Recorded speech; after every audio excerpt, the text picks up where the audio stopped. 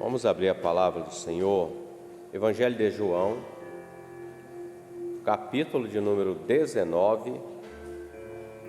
Nós vamos ler verso 14 em diante. João 19, 14 até o 16. Amém? E era a preparação da Páscoa, e quase a hora sexta. E disse aos judeus: Eis aqui o vosso rei. Mas eles bradaram: Tira, tira, crucifica-o. Disse-lhes Pilatos: Hei de crucificar o vosso rei? Responderam os principais dos sacerdotes: Não temos rei senão o César.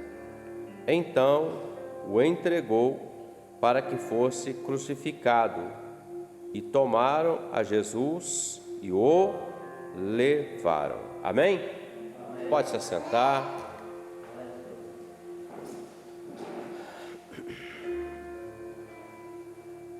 O texto dessa noite, para nossas vidas, ele vem falar de um momento onde o Senhor Jesus estava diante de um tribunal. Na verdade, já era o segundo tribunal, porque o primeiro tribunal, quando ele foi preso, ele foi diante do Sinédrio judeu, onde eles inquiriram ele e depois o encaminharam para Pilatos. Então Jesus está sendo julgado nesse momento. Ele está diante da autoridade máxima daquele tempo do Império Romano, que era Pilatos. E Pilatos, ele ouve o Senhor. Ele começa a argumentar com Jesus. Em algum momento o Senhor ficou calado, em outro momento ele falou alguma coisa com Pilatos. Mas Pilatos, de alguma forma ou outra, ele via que não havia crime algum sobre o Senhor Jesus. O que o Sinédrio estava querendo era matá-lo, assassiná-lo, usando um argumento religioso para poder ter, digamos assim, o argumento necessário, ou base necessária, entre aspas, para poder assassinar o Senhor Jesus. Pois bem, e nós lemos aqui os últimos versos antes do Senhor ser levado para ser crucificado. Veja que o texto diz assim: E era a preparação da Páscoa, e era quase a hora sexta. Essa hora sexta aqui, ela é diferente um pouquinho dos outros evangelhos, Mateus, Marcos, Lucas. Por quê? Porque tanto Marcos como Mateus e Lucas, eles vão definir a hora como era contado no tempo hebreu. Por exemplo, a primeira hora era 6 da manhã, terceira hora 9 da manhã. Mas João aqui, ele está citando o horário que era seguido pelo povo grego-romano. Então, esse horário aqui era 6 da manhã. Jesus foi levado na madrugada para ser julgado. E depois ele é apresentado de manhã cedinho a Pilatos, para ser julgado por Pilatos, porque ele queria a morte dele, a condenação. E veja que era a preparação da Páscoa, 6 horas da manhã. Era uma sexta-feira. E eles estavam se preparando para uma festa, uma celebração da Páscoa, que o Senhor havia instituído lá em Êxodo, capítulo 12. Quando o Senhor tirou o povo do Egito, a última praga, o último juízo de Deus, era a morte dos primogênitos. E o Senhor chama Moisés e diz assim: Moisés, eis que eu trarei morte sobre o Egito. Eu vou passar sobre o Egito e vai morrer todos os primogênitos. Essa 10ª praga, ou 10º juízo, ele viria sobre todos os moradores do Egito. Não ia escapar nem hebreu, nem egípcio, nem qualquer outra raça ou descendência que havia naquela terra. As 9 primeiras acontecia no povo egípcio, mas não acontecia com o povo hebreu. Por exemplo, a água se tornou em sangue. Aonde o povo habitava, que era a região de Gósen ou Gozém, não, a água estava normal. Houve as pragas de piolhos em todo o Egito, mas aonde estava o hebreu não aconteceu nada. Ou seja, da primeira à nona, o juízo ou a praga não aconteceu com o povo de Deus. O povo de Deus estava guardado. Porém, aqui nós encontramos, nesse dia, na 10ª praga, ela viria sobre todos. Então o Senhor dá uma ordem a Moisés: pegue um cordeiro, sacrifica. Ele fala como que vai ser, cada casa pegue um cordeiro e não pode sobrar nada desse cordeiro, porém o sangue vocês vão ter que passar nos umbrais e nas vergas das portas, porque eu vou passar.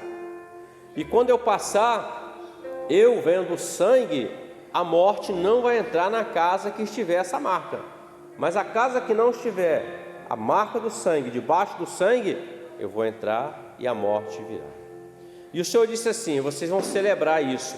O Senhor disse assim para Moisés: esta será a minha Páscoa, que quer dizer passagem. E vocês vão celebrar isso como um estatuto, ou seja, todos os anos os hebreus, judeus, depois desse dia, celebram a Páscoa, lembrando quando o Senhor tirou eles lá do Egito, a servidão, e levou eles para a terra que mana leite e mel. E o texto diz que era a preparação. Nós entendemos até que Deus, na sua perfeição e graça, e Jesus sendo o Cordeiro de Deus, como João Batista disse: eis aí o Cordeiro de Deus que tira o pecado do mundo. O Senhor estava naquele tempo ali sendo entregue para ser o Cordeiro Pascal, aquele que iria morrer por muitos, pela humanidade, pelo seu sangue, como tendo aquilo como tendo uma sentença de inocência sobre a humanidade, porque todos pecaram. E veja, eles levam o Senhor até Pilatos, e Pilatos diz assim: eis aqui o vosso rei. Na verdade, Pilatos estava fazendo uma chacota, porque ele sabia que os judeus não reconheciam Jesus como sendo o rei, o Messias, o ungido de Deus, o que viria e reinaria no trono. E ele declara isso para os judeus. Então veja, queridos, Jesus não tinha pecado algum, não cometeu delito algum. O único delito que ele cometeu, entre aspas, foi de ser alguém que veio para entregar sua vida, curou a muitos, ressuscitou mortos, salvou pessoas, operou prodígios da parte de Deus. 3 anos de ministério, 3 anos ele se entregou para que se cumprisse aquilo que o Pai determinou a ele que se fizesse, porque escrito está: Deus amou o mundo de tal maneira que deu seu Filho unigênito, para que todo aquele que nele crê não pereça, mas tenha a vida eterna. Então Jesus é um marco no tempo, é um marco na vida do homem, é um marco na humanidade. Ele marca o tempo antes e depois. Antes eram sacrifícios de animais, e sempre sacrificando, mas a palavra diz que o sacrifício de animais, eles não expiavam o pecado de uma forma total, mas era temporal, sempre estava fazendo os sacrifícios. Mas Jesus é o sacrifício perfeito, o Filho de Deus, que se pôs como o Cordeiro, como o remidor da sua alma, da minha alma, da alma de todo ser humano. Só relembrando, eu sei que vocês sabem disso, todo homem, ele tem uma alma dentro dele, e é essa alma que o Senhor veio para resgatar, porque desde Adão até os nossos dias e até o fim dos tempos, meus irmãos, o homem transgrediu e tem transgredido, e há uma condenação. O Senhor passou no Egito e vinha sobre todo mundo, mas quem tinha o sangue, na morte não entrava. O Senhor tem um juízo estabelecido sobre a humanidade. Qual é? O fim dos tempos, o juízo de Deus. Mas quem tem um sangue, o Senhor Jesus, ele não será condenado à morte eterna, mas ele estará eternamente com o Senhor, meus irmãos. Então Deus, ele traz isso através do seu Filho, o sangue remidor, o sangue que lava. O sinédrio, que eram os sacerdotes, os homens eminentes daquele tempo, os homens da religião, eles conheciam a lei, eles conheciam a palavra, mas eles não queriam aceitar a Jesus como Senhor e, sendo o rei, queria reinar. Eles não queriam isso, meus irmãos. Quando Pilatos fala isso com eles: eis aqui o vosso rei, eles disseram: tira ele, tira, crucifica. E Pilatos disse: mas eu vou crucificar o vosso rei? E eles disseram, os sacerdotes principais: não temos rei senão César. Tudo que eles queriam era crucificar Jesus, matar Jesus. Quando eles disseram assim, crucificam, tira ele do nosso meio, eles estavam rejeitando o Senhor. No Evangelho de João, no capítulo 1, declara o seguinte: veio para os seus, mas os seus o rejeitaram. Eles esperaram muitos anos para a vinda do Messias, mas quando ele veio, eles não o aceitaram, não o reconheceram. Eles estavam mais preocupados com a posição política, social, religiosa, econômica deles naquele tempo, do que com aquilo que Deus estava fazendo. Eles estavam cegos diante disso. A posição desses homens cegou eles, porque eles não conseguiam ver Jesus. Eles não conseguiam enxergar que Ele é o Salvador do homem. Eles não conseguiram enxergar que Ele veio para eles. Em outro episódio, quando a mulher sírio-fenícia, a mulher cananeia, ela vai até Jesus e fala assim: mas mulher, eu não posso tirar o pão dos filhos e dar aos cachorrinhos. Ele está dizendo: eu vim para os meus, mas eles o rejeitaram. E quantos não têm rejeitado até hoje? Falar de Jesus hoje, até muitos gostam de falar, mas quando fala de aceitar Jesus como sendo o Cordeiro de Deus, o Salvador da sua vida, muitos rejeitam.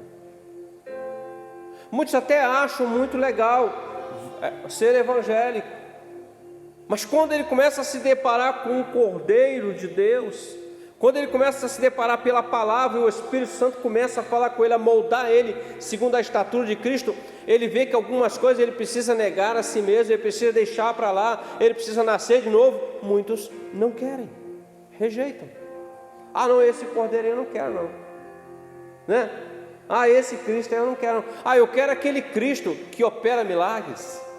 Eu quero aquele Cristo que tem uma palavra maravilhosa, que eu fico todo comovido, eu choro, eu quebranto, mas eu não quero o Cristo Salvador. Muitos não querem, meus irmãos. Muitos preferem exatamente isso: vêm para o meio do Senhor, recebem uma bênção tal do Senhor, mas não querem compromisso com aquele que é o dono da bênção. Alguns interpretam errado, porque a maior bênção que o Senhor deu para o homem, para a humanidade, meus irmãos, é o direito de ser salvo da condenação eterna, de viver separado do Senhor eternamente. O Senhor deu o direito ao homem de viver com Ele na eternidade.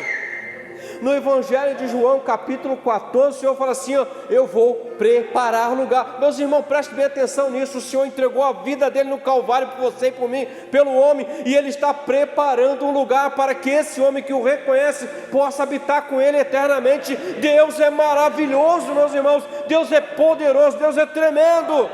Deus é amor, sim, mas Deus também tem o seu tempo de justiça e juízo. Crucificam. Nós não queremos esse Cristo. Rejeição. Israel rejeitou. Está aguardando até hoje o Messias.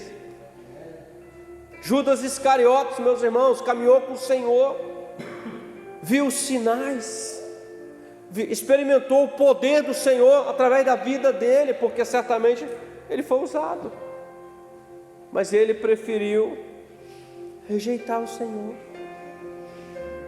vendeu o Senhor por 30 moedas de prata. E tem muitos que vendem por nada até. Rejeitou. Agora imagina o seguinte, meus irmãos: quando alguém nos rejeita, dói em nós, não dói? Dói na alma, dói no coração, e fica cravada uma seta no nosso coração, na nossa alma, que nós andamos, nós sorrimos, nós trabalhamos, mas está lá dentro de nós. E às vezes quer nos empurrar para um lugar para ficarmos lamentando aquilo. Rejeição.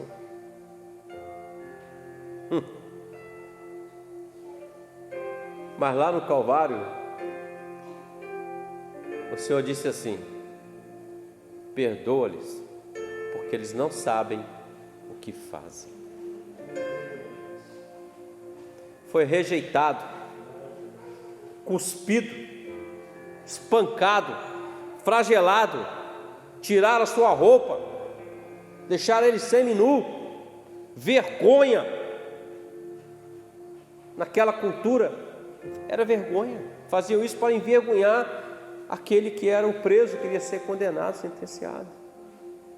Colocaram os soldados não apenas da zombaria, bateram nele, colocaram ele sentado, colocaram um manto sobre ele, uma coroa de espinho e uma vara na mão dele, e começaram a saudar ele: ó rei, ó rei, ó rei. Humilhação.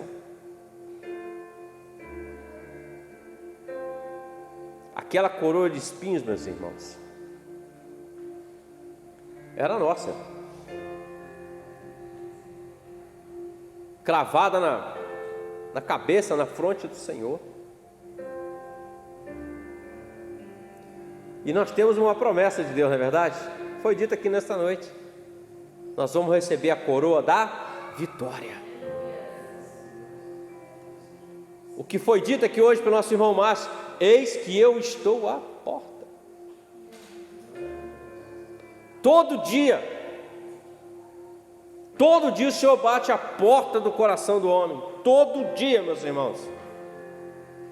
E Ele fica esperando que o homem tome a ação de abrir a porta. O Senhor não vai abrir, Ele espera que o homem abra, porque quando o homem abre, Ele está dizendo assim: pode entrar, faça parte da minha vida, muda a minha história, muda a minha estrutura, muda o meu ser. Ele reconhece que ele precisa de Deus na vida dele, ele reconhece que sem o Senhor não dá para viver essa vida, meus irmãos, e nem a vida futura, que é a vida eterna.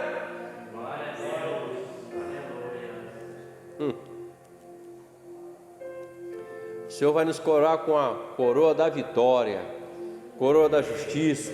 Muitas coroas estão na Bíblia para os fiéis, mas ele se assentou num lugar e colocaram uma coroa de espinhos sobre a cabeça dele. Quando você lembra disso, eu me lembro, por exemplo, eu imagino isso me faz pensar dor, cravado, dor sangrando. Você olha assim, espinho. Alguns anos atrás, quando eu comecei, o Senhor me chamou, eu tive um mestre, um professor, foi um dos primeiros, mas muito bom. Eu aprendi muito com ele, o Senhor usou ele muito, aprendi muito. E numa das ministrações dele, no seminário, ele disse assim: aquela coroa representa dor, mas também representa profeticamente aquilo que Jesus fez, porque aquela coroa de dor, de sofrimento, é o que o adversário dá para a humanidade. O homem vive debaixo de um jugo do adversário, ele acha que é feliz, mas não é. É um prazer momentâneo, ele dá algo e tira, dá algo e tira. É um peso, uma coroa de espinho que está sobre o homem. E ele disse algo que até hoje eu não me esqueço. Ele disse assim: os reis no passado, quando iam para a guerra, eles venciam a guerra, eles pegavam a coroa daquele que foi derrotado, colocavam na cabeça dele e diziam assim: eu derrotei, eu sou o rei de vocês, agora eu estou reinando sobre vocês. Então aquela coroa de espinho, ele disse assim, representa a coroa do adversário que domina muitos. Então o Senhor tomou aquilo sobre si, Ele levou as nossas dores, o castigo que nos traz a paz estava sobre Ele, meus irmãos, e pelas suas pisaduras nós somos sarados, meus irmãos. Ele é Deus que cuida do homem que se achega diante dele. A palavra diz que eles disseram: crucifica-los. Aí Pilatos até tenta e fala assim: mas eu vou crucificar, eu hei de crucificar o vosso rei? E os principais disseram assim: não temos outro rei senão César. Então quando você fala assim, ó, Jesus tem um plano na sua vida, tem uma obra para fazer na sua vida, quer te salvar. Alguém diz assim: não, ainda não estou preparado. Então ele prefere ainda ter como rei o César, porque o César representa exatamente o mundo, o rei do mundo, o príncipe desse século, desse tempo, o adversário.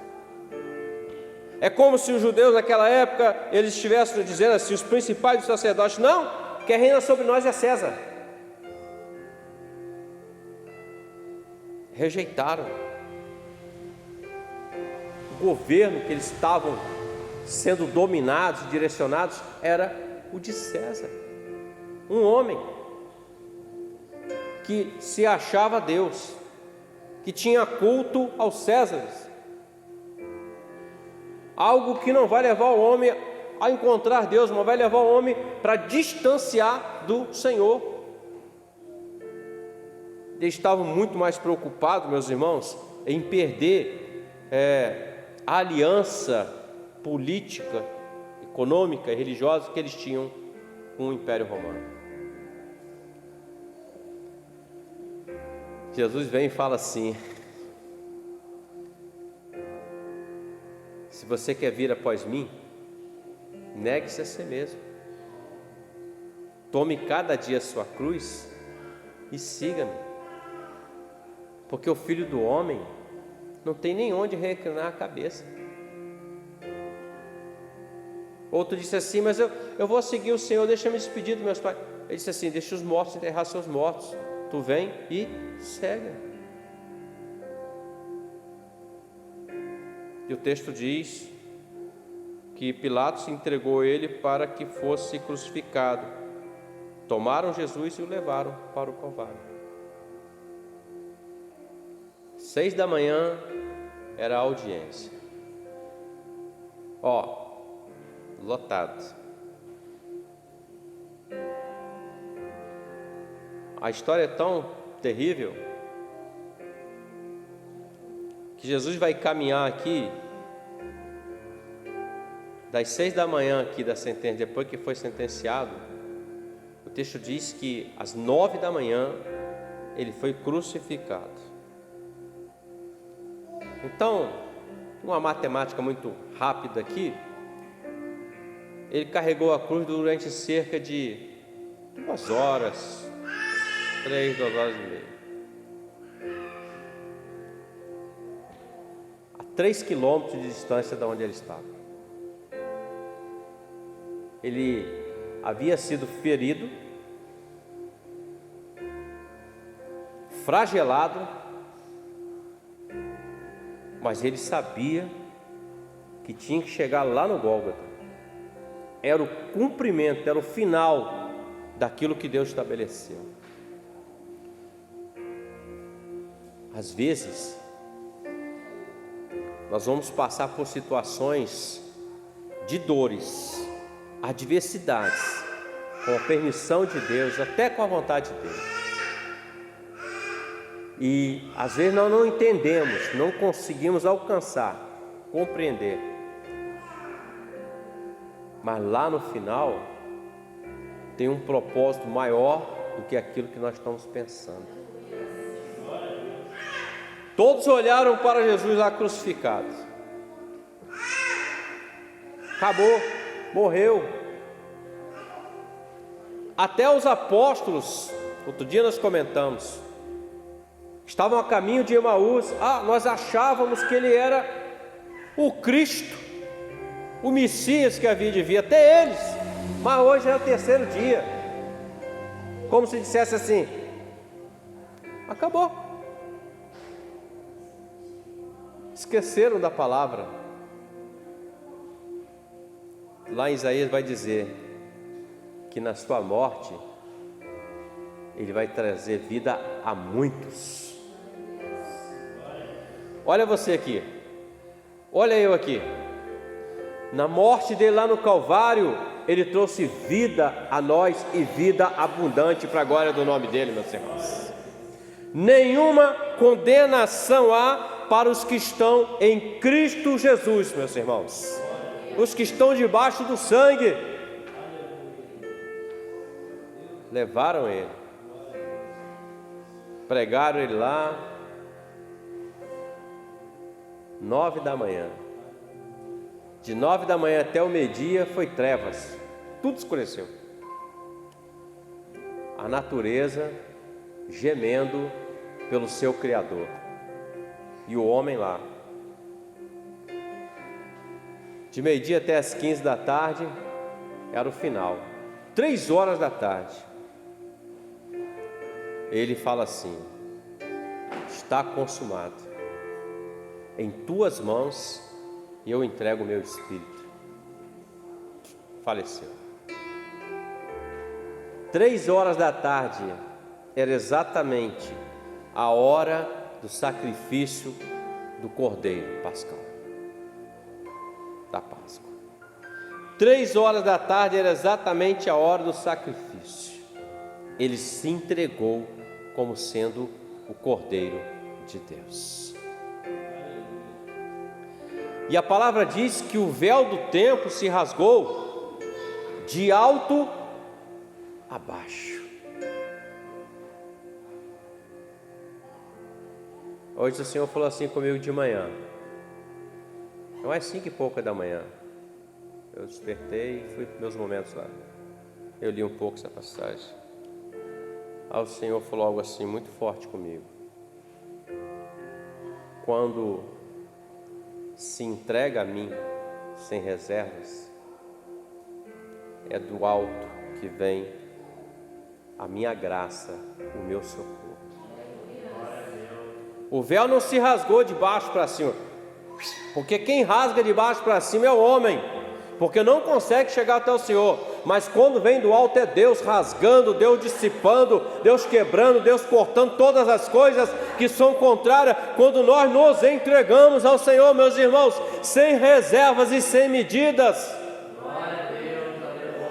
Rasgou, abriu um novo e vivo caminho diante do Pai Celeste, o Pai Eterno. As portas da eternidade se abriram. Cristo é a nossa porta, meus irmãos. Quando nós passamos por Ele, nós encontramos pasto verdejante, nós encontramos a bênção do Senhor, a graça do Senhor, nós encontramos a vida eterna, meus irmãos. Aquilo que está reservado para você e para mim, desde a fundação dos tempos, Deus guardou, está guardando e vai te entregar naquele grande dia, somente para aqueles que estão debaixo do sangue do eterno Senhor.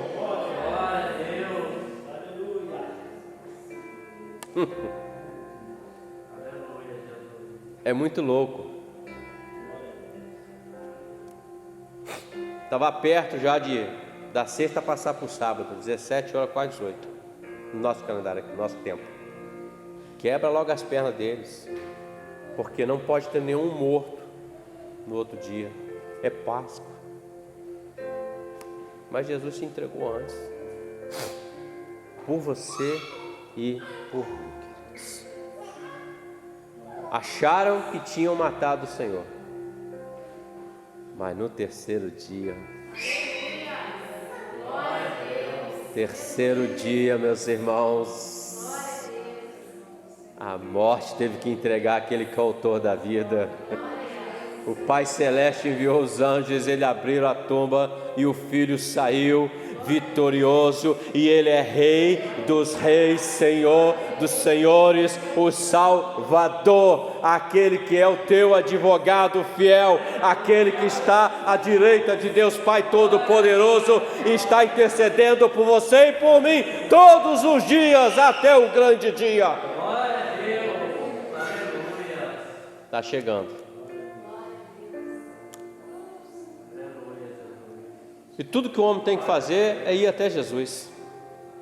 Só isso. Só isso, meus irmãos. Crucificaram o cumprimento da palavra, mas a porta se abriu.